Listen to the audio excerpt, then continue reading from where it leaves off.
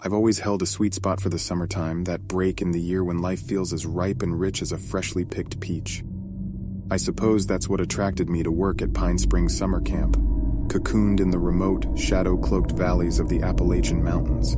This camp, its sprawling woodlands and glinting lake, once exuded a bucolic serenity, a summer dream bordered by the lushness of nature.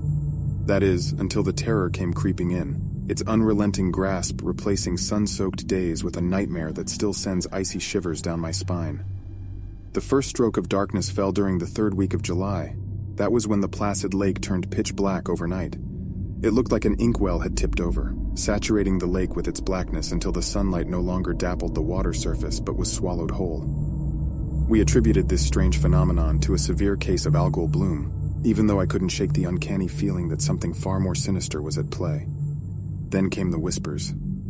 At first they were a mere rustle in the undergrowth, easy to dismiss as the wind's playful jest. But with each passing night, the whispers grew louder, more insistent, winding their way into our ears until the quiet of the night was replaced with their ceaseless murmuring. I'd lay awake in the canvas tent, the forest's symphony drowned out by an eerie susurrus that seemed to seep from the very marrow of the woodland.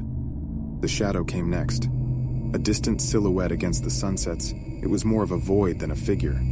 Each day it seemed to draw closer, elongating in the twilight until its humanoid form became unmistakable.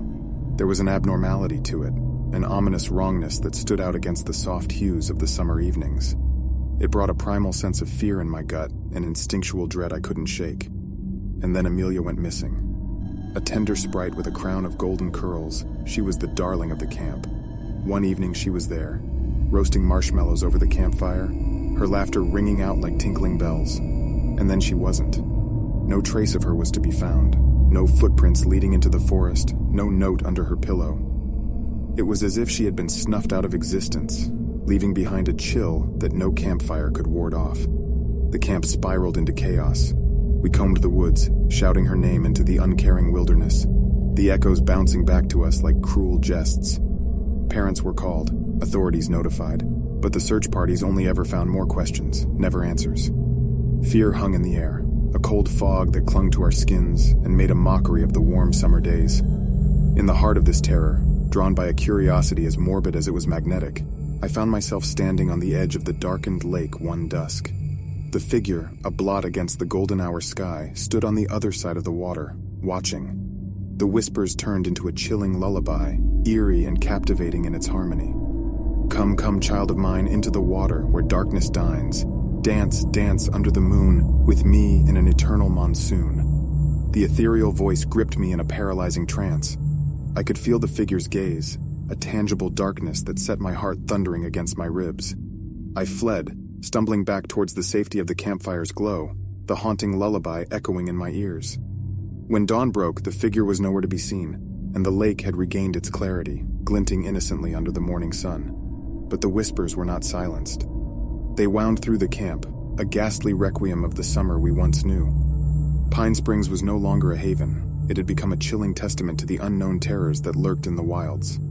Amelia was never found. The camp was shuttered, the joy and mirth it once harbored snuffed out like a candle in a storm.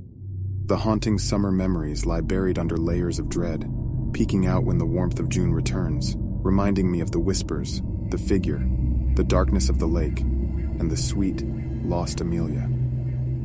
Now every summer holds a note of discordance, a spectral echo of the past. The bright days are touched by a shadow that chills the warmth. The tale of Pine Springs Summer Camp has become a macabre ghost story, whispered in hushed voices around campfires, a testament to the chilling horrors that sometimes lie in wait amidst the beauty of nature, where the scent of sun-baked earth and the lulling drone of cicadas can veil a lingering nightmare.